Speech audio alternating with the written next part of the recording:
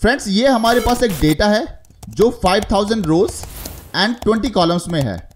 मेरा क्वेश्चन आप लोगों से ये है, क्या हम लोग इस डेटा को 10 रोज एंड 10 कॉलम्स में फिक्स कर सकते हैं?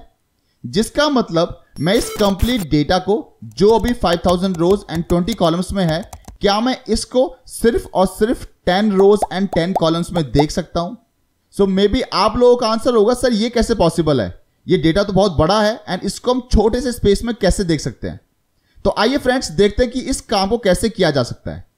यहां पर ऊपर हमने 10 रोज एंड 10 कॉलम्स की एक टेबल बनाई हुई है, जिसके अंदर हमने 2 स्क्रॉल बार्स को यूज किया है, एक राइट हैंड साइड एंड एक नीचे की तरफ। मैं अगर इस राइट हैंड साइड वाले स्क्रॉल बार को ऊपर से नीचे की तरफ लेके जाऊंगा, तब देखिए मेरा डेटा रो वाइज चेंज होता है। एंड अगर मैं नीचे वाले स्क्रॉल बार को लेफ्ट साइड से राइट साइड की तरफ मूव करूंगा, तब देखेंगे कि मेरा डेटा कॉलम वाइज मूव होता है। तो ये कंप्लीट डेटा जो हमारा 5000 रोज एंड 20 कॉलम्स में है, उसको हमने सिर्फ और सिर्फ 10 रोज एंड 10 कॉलम्स में फिक्स किया हुआ है। अगर आप लोग आज इस इम्पॉसिबल काम को पॉसिबल करना चाहते हो, तो इस वीडियो में लास्ट तक बने रहें, क्योंकि आज आपको बहुत कुछ सीखने को मिलेगा एंड ये सारा काम हम लोग विदाउट वीबीए करने वाले हैं। अगर आप लोगों ने अब तक चैनल को सब्सक्राइब नहीं किया है, तो सबसे पहले चैनल को सब्सक्राइब करें and press the bell icon for latest videos, ताकि आप लोग ऐसी अमेजिंग एंड नॉलेजेबल वीडियोस कभी मिस ना करें। तो आइए फ्रेंड्स स्टार्ट करते हैं इस वीडियो को। तो यह है मेरे पास एक एक्सेल फाइल, जिसके अंदर हमने 5000 रोज एंड टोटल 20 कॉलम्स का डेटा लिया हुआ है। सबसे पहले मैं आपको सिखाता हूं कि स्क्रॉल बार काम कैसे करता है, जिसके लिए मैं जाऊंगा वर्किंग वाली शीट पे एंड यहां पर मैंने एक कोड का कॉलम लिया हुआ है, जिसके अंदर 50 एंट्रीज हैं। स्क्रॉल बार के लिए आपको चाहिए डेवलपर टैब। अगर आपके पास डेवलपर टैब नहीं है, तो आपको जाना है फाइल पे, यहां से आपको जाना है ऑप्शंस, कस्टमाइज रिबन। यहां से आपको इस डेवलपर वाले ऑप्शन को चेक करना है एंड क्लिक ओके। आपके पास ये डेवलपर टैब एक्टिव हो जाएगा। डेवलपर टैब में आपको जाना है इंसर्ट एंड यहां से आपको चूज करना है ये वाला ऑप्शन जो होता है स्क्रॉल बार के लिए, एंड यहां पर आप इसको ड्रॉप कर सकते हो कुछ इस तरीके से। देखिए इस स्क्रॉल बार को आप यहां से क्लिक कर सकते हो एंड हर क्लिक पे इसकी वैल्यू इंक्रीज होती है, जिसका मतलब यह है कि हर क्लिक पे इसकी कोई ना कोई वैल्यू है। एंड वो वैल्यू कैसे आती है? वो वैल्यू आती है आपकी यहां से, जहां पर हमें डिफाइन करना होता है कि इस स्क्रॉल बार की मिनिमम एंड मैक्सिमम वैल्यू क्या होगी। यहां पर जो हमने कोड वाला कॉलम लिया हुआ है, इसके अंदर टोटल 50 वैल्यूज हैं। इसके लिए मैं अभी यहां पर minimum value 1 and maximum value 50 कर देता हूं। इंक्रीमेंटल चेंज का मतलब है जब मैं इस स्क्रॉल बार पे क्लिक करूंगा, तो कितने पॉइंट से मेरी वैल्यू इंक्रीज होनी चाहिए। अभी के लिए मैं डालता हूं 1 एंड सेल लिंक, कि अगर इस स्क्रॉल बार पे हम क्लिक करेंगे तो कौन सा सेल इससे लिंक होना चाहिए, जो कि बहुत इंपॉर्टेंट है। तो इसके लिए आप किसी भी सेल को यूज कर सकते हैं। तो अभी के लिए मैं यहां पर इस वाले ब्लैंक सेल को यहां पर यूज कर लेता हूं, क्लिक ओके। सो अब क्या होगा, जैसे जैसे मैं इस स्क्रॉल बार पे क्लिक करूंगा, यहां पर ये वैल्यू इंक्रीज होती रहेगी एंड जो इसको मिनिमम वैल्यू होगी दैट विल बी 1 एंड जो मैक्सिमम वैल्यू होगी दैट विल बी 50, जो हमने इसके इनपुट्स में यूज किया है। सो अब मुझे इस स्क्रॉल बार की हेल्प से इस डेटा को जो मेरा 50 रोज के अंदर है, सिर्फ और सिर्फ 10 रोज के अंदर यूज करना चाहता हूं। तो जिसके लिए मैं इस हेडिंग को ले लेता हूं यहां पर एंड यहां से 10 रोज 1 2 3 4 5 6 7 8 9 10। आई थिंक ये मेरे पास 10 हो गया। ओके, अब यहां पर हम यूज करने वाले हैं इंडेक्स का फॉर्मूला।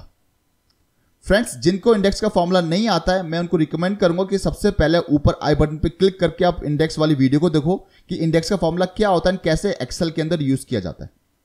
सो यहां पर मेरा पर्पस ये है कि बी कॉलम के अंदर जो डेटा है वो 50 रोज के अंदर है एंड मैं इस 50 रोज के कंप्लीट डेटा को इन 10 रोज के अंदर डालना चाहता हूं सिर्फ।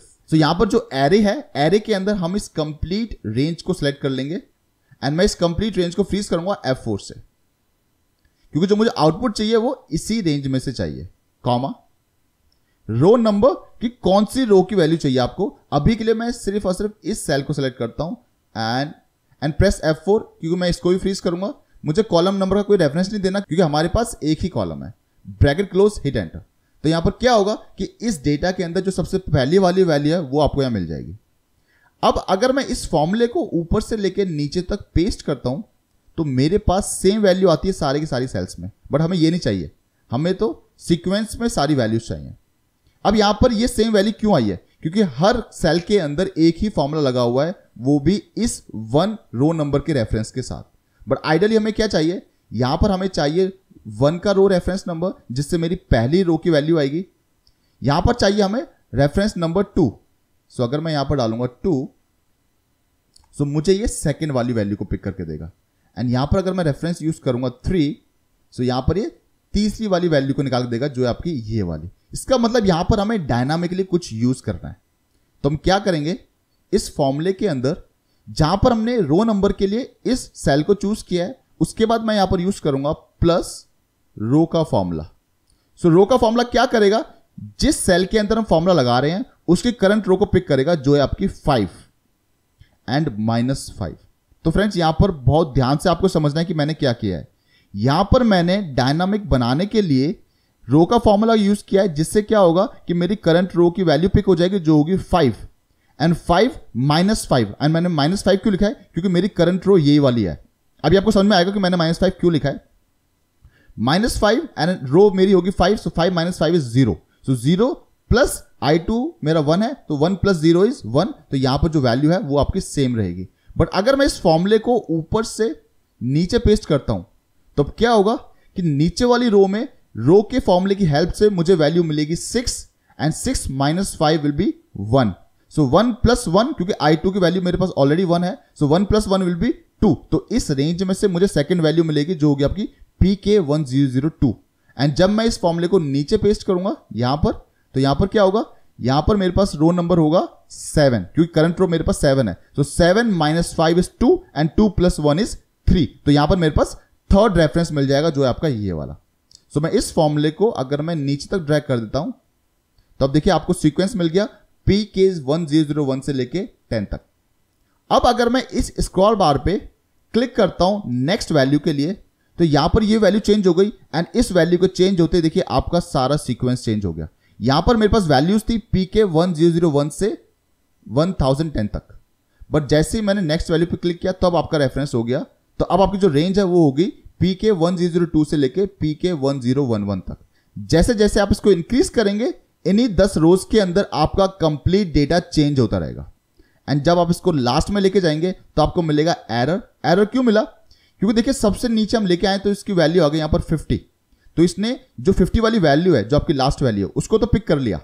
बट यहां पर क्या होगा, यहां पर हो जाएगा आपका 50 से नेक्स्ट वाली वैल्यू, जो कि हमारे पास कुछ है ही नहीं, क्योंकि हमारी रेंज यहीं तक है। तो आपको क्या करना है, यहां पर जो हमने मैक्सिमम वैल्यू ली है उसमें से इसका काउंट है टोटल 9। तो इसमें से आपको जो मैक्सिमम है 50 - 9 इज 41। तो यहां पर आपको जो मैक्सिमम वैल्यू है वो 41 तक ही यूज करनी है। अब आपका बिल्कुल सही काम करेगा ये। तो ऐसे आप स्क्रॉल बार को डेटा के साथ यूज कर सकते हो। अब इसमें आपको एक चीज और दिखाना चाहता हूं। अगर राइट क्लिक करके फॉर्मेट कंट्रोल पे जाके मैं यहां पर इंक्रीमेंटल चेंज को 1 की जगह 10 कर देता हूं एंड क्लिक ऑन ओके। तो अब क्या होगा, तो पहले जब मैं स्क्रॉल बार पे क्लिक कर रहा था तो इस वाली रेंज से डेटा मूव हो गया था नेक्स्ट वाली रेंज में, जो थी ये वाली, एंड नेक्स्ट मेरा मूव होता था नेक्स्ट वाली रेंज। बट अब क्या होगा, अगर मैं इस पर क्लिक करता हूं तो डायरेक्टली ये 10 पॉइंट का जंप लेगा। देखिए यहां पर मेरे पास डेटा है 1001 से 1010, बट जैसे ही मैं इस स्क्रॉल बार पे क्लिक करूंगा तो मेरे 10 पॉइंट्स चेंज हो जाएंगे। अब मेरे पास वैल्यू आएगी PK1011 से 1020, क्योंकि हमने क्या है कि जो मेरा इंक्रीमेंटल चेंज है वो 10 से होना चाहिए। तो ये यहां पर आपको समझना है। तो यहां पर अभी मैंने आपको एक्सप्लेन किया कि स्क्रॉल बार का कॉन्सेप्ट कैसे काम करता है। अब आते हैं हम डेटा शीट पे एंड यहां पर हम डिजाइन करते हैं जो हमें चाहिए। सो ऊपर की तरफ यहां पर मैं कुछ रोज ऐड कर लेता हूं। आप अपने हिसाब से जहां पर आपको आउटपुट चाहिए आप ले सकते हो। ये मेरे पास एक्चुअल डेटा है। अगर आपको टेबल किसी और शीट के अंदर क्रिएट करनी है तो वो भी आप कर सकते हैं। सो यहां पर मैं 10 रोज ले लेता हूं, which will be 1 2 3 4 5 6 7 8 9 10 and 10 columns 1 2 3 4 5 6 7 8 9 10 and इनको मैं बॉर्डर्स कर लेता हूं। तो ये मेरे पास डेटा आ गया एंड यहां पर चाहिए मुझे स्क्रॉल बार, जिसके लिए मैं डेवलपर टैब पे जाऊंगा एंड यहां से इन स्क्रॉल बार को चूज कर लूंगा। इन स्क्रॉल बार्स को आप अपने हिसाब से एडजस्ट कर सकते हैं। ओके, एंड सबसे पहले मुझे इन स्क्रॉल बार्स को किसी सेल के साथ लिंक करना है। अब देखिए यहां पर जो टोटल रोज हैं वो है 5000। यहां पर मैं एक रो और ऐड कर लेता हूं, जहां पर मेंशन कर लेता हूं कि हमारे पास जो टोटल रोज हैं वो है 5000 एंड टोटल कॉलम्स हैं 20। तो यहां पर मैं राइट क्लिक करूंगा एंड फॉर्मेट कंट्रोल। अब ये वाला जो स्क्रॉल बार है, जब हम इस पर क्लिक करेंगे तो हमारा रो का डेटा चेंज होगा, है ना। तो यहां पर जो मिनिमम वैल्यू आएगी दैट विल बी 1 एंड जो मैक्सिमम वैल्यू होगी दैट विल बी 5000, क्योंकि ये वाला स्क्रॉल बार जो काम करेगा ये काम करेगा रो के लिए। एंड इंक्रीमेंटल चेंज आप 1, 10 जो आप अपने हिसाब से रखना चाहें आप रख सकते हैं। एंड यहां पर सेल लिंक, मैं इस सेल को लिंक कर सकता हूं। आप यहां पर किसी और शीट के साथ भी सेल को लिंक कर सकते हो ताकि यूजर को दिखाई ना दे कि यहां पर वैल्यू क्या है, बट मैं आप लोगों को एक्सप्लेन करना चाहता हूं इसलिए मैं यहां पर इस सेल को यूज कर रहा हूं। Click okay. एंड ऐसे ही मैं इस सेकंड वाले स्क्रॉल बार पे क्लिक करूंगा, फॉर्मेट कंट्रोल, एंड यहां पर मेरी मिनिमम वैल्यू होगी 1 and maximum value will be 20, क्योंकि मेरे पास 20 ही कॉलम्स हैं। एंड यहां पर सेल लिंक मैं करूंगा इसके साथ। Click okay. सो बेसिकली मेरे पास जो ऊपर वाला डेटा है दैट इज फॉर रो, मेरी अंडरस्टैंडिंग के लिए मैं यहां पर लिख लेता हूं, and this is for column. Okay, अब मुझे चाहिए ऊपर हेडिंग्स एंड नीचे यहां पर चाहिए डेटा। सो जो हेडिंग्स हैं उसके लिए मैं यूज करूंगा इंडेक्स का फॉर्मूला। फ्रेंड्स, इंडेक्स का फॉर्मूला बहुत ज्यादा यूज किया जाता है जब आप एडवांस चीजें करते हैं, इसीलिए इंडेक्स का फॉर्मूला आपको जरूर आना चाहिए। सो यहां पर मैं इंडेक्स का फॉर्मूला अभी यूज कर रहा हूं सिर्फ और सिर्फ हेडिंग्स के लिए, जिसके लिए मैं एरे में इस कंप्लीट हेडिंग को सिलेक्ट करूंगा एंड F4 से मैं इसको फ्रीज करूंगा, कॉमा। अब हमें चाहिए क्या कि हम नीचे वाले स्क्रॉल बार को जैसे चेंज करेंगे हमारे कॉलम का रेफरेंस भी चेंज होना चाहिए। इसका मतलब हमें रो नंबर से तो कुछ नहीं लेना देना, तो मैं इसको रखता हूं ब्लैंक, एंड कॉलम नंबर के अंदर मैं इस कॉलम रेफरेंस को चूज करूंगा, F4 से मैं इसको फ्रीज करूंगा, एंड जो कॉन्सेप्ट हमने वर्किंग वाली शीट में यूज किया था सेम कॉन्सेप्ट यहां पर हम यूज करेंगे। प्लस कॉलम का फॉर्मूला मैं यूज करूंगा। कॉलम का फॉर्मूला क्या करेगा? कॉलम का फॉर्मूला मुझे करंट कॉलम की वैल्यू देगा जो होगा आपका 2, एंड मैं फॉर्मूला बी कॉलम के अंदर लगा रहा हूं जो आपका सेकंड कॉलम है, इसलिए मैं यहां पर -2 करूंगा। सो फ्रेंड्स, यहां पर हमने इस लॉजिक को कैसे यूज किया है उसके लिए वर्किंग शीट में जाके उस लॉजिक को जरूर समझो कि हमने रो -5 क्यों किया था, उसकी इंपॉर्टेंस क्या है। एंड यहां पर मैं इस ब्रैकेट क्लोज करता हूं एंड हिट एंटर, एंड मैं इसको कॉपी करके यहां पर पेस्ट कर दूंगा इन सारे सेल्स में, सिर्फ हेडिंग्स में। तो यहां पर मेरे पास हेडिंग्स आ गई, एंड जैसे ही मैं नीचे वाले स्क्रॉल बार पे क्लिक करूंगा मेरी कॉलम्स की वैल्यूज ऑटोमेटिकली चेंज होती रहेगी। एंड लास्ट में मेरे पास ये 9 कॉलम्स के अंदर वैल्यूज नहीं आ रही हैं, तो मुझे क्या करना है? मुझे अपने स्क्रॉल बार पे जाना है, फॉर्मेट कंट्रोल, एंड जहां पर हमने मैक्सिमम वैल्यू 20 लिया है वहां पर हम लेंगे 11 एंड क्लिक ऑन ओके, क्योंकि मैंने 9 माइनस कर दिया है, वो मैंने आपको पीछे एक्सप्लेन भी किया था। तो अब मेरे पास एक्चुअल कॉलम्स आ गए यहां पर। अब मेरे पास कॉलम्स आ चुके हैं, अब हमें रोज को लेके आना है। सो यहां पर हम अगेन यूज करेंगे इंडेक्स का फॉर्मूला, एरे। अब यहां पर हमें चाहिए कंप्लीट डेटा, जिसके लिए मैं इस कंप्लीट डेटा को सिलेक्ट कर लूंगा विदाउट माय कॉलम। F4 से मैं इसको फ्रीज करूंगा। रो नंबर, तो मुझे अब देना रो का रेफरेंस, जिसके लिए मैं बहुत सिंपल तरीके से इस रो के रेफरेंस को सिलेक्ट करूंगा, F4 से फ्रीज करूंगा, प्लस रो का फॉर्मूला माइनस ये जो फॉर्मूला लगा रहा हूं मैं थर्ड रो में लगा रहा हूं, सो -3, कॉमा। अब यहां पर हमें कॉलम नंबर का रेफरेंस भी लगाना है, क्योंकि यहां पर जो डेटा आएगा वो रो एंड कॉलम दोनों के स्क्रॉल बार के बेसिस पे आएगा। तो यहां पर कॉलम नंबर के लिए मैं कॉलम का रेफरेंस F4 से फ्रीज, प्लस कॉलम का फॉर्मूला माइनस करंट जो कॉलम है वो है मेरा second, so -2, bracket close and hit enter. Friends, ये जो ट्रिक मैं आपको सिखा रहा हूं, ये ट्रिक आप लोग यूज कर सकते हो जब आपके पास डेटा बहुत ज्यादा होता है, एंड ये सबसे ज्यादा यूज की जाती है डैशबोर्ड्स के अंदर, जहां पर छोटे से स्पेस में हम लोग अपने डेटा को एडजस्ट कर सकते हैं बहुत इजीली। अब इस फॉर्मूले को यहां से सिर्फ कॉपी एंड पेस्ट करना है सारे सेल्स के अंदर, दैट्स इट। देखिए यहां सिटी है तो आपके पास सिटीज की वैल्यू आएंगी। अब यहां से मैं स्क्रॉल राइट करूंगा तो आपकी वैल्यूज चेंज होंगी, एंड मैं अगर इसको नीचे की तरफ मूव करूंगा तो आपकी रोज का डेटा चेंज होगा। एंड सबसे नीचे जाएंगे आप तो आपको यहां भी एरर मिलेंगे, वो हमें पता है क्यों, क्योंकि यहां पर आपके पास टोटल 9 रोज के अंदर एरर, तो आपको यहां पर जाके अपने मैक्सिमम वैल्यूज में से 9 माइनस करना है, that will be 4991 and okay. So अब आपके पास एरर नहीं आएगा, एंड यहां पर एक एक करके वैल्यू चेंज होंगी, जैसे 1 2 3 एंड सो ऑन। एंड यहां पर हम लोग इंक्रीमेंटल चेंज में 10 भी कर सकते हैं, जिससे क्या होगा कि एक बारी में, अभी मेरे पास वैल्यूज है 1 से लेके 10 तक, बट जैसे ही मैंने एक बार क्लिक किया आपके पास वैल्यूज आएंगी 11 से लेके 20 तक।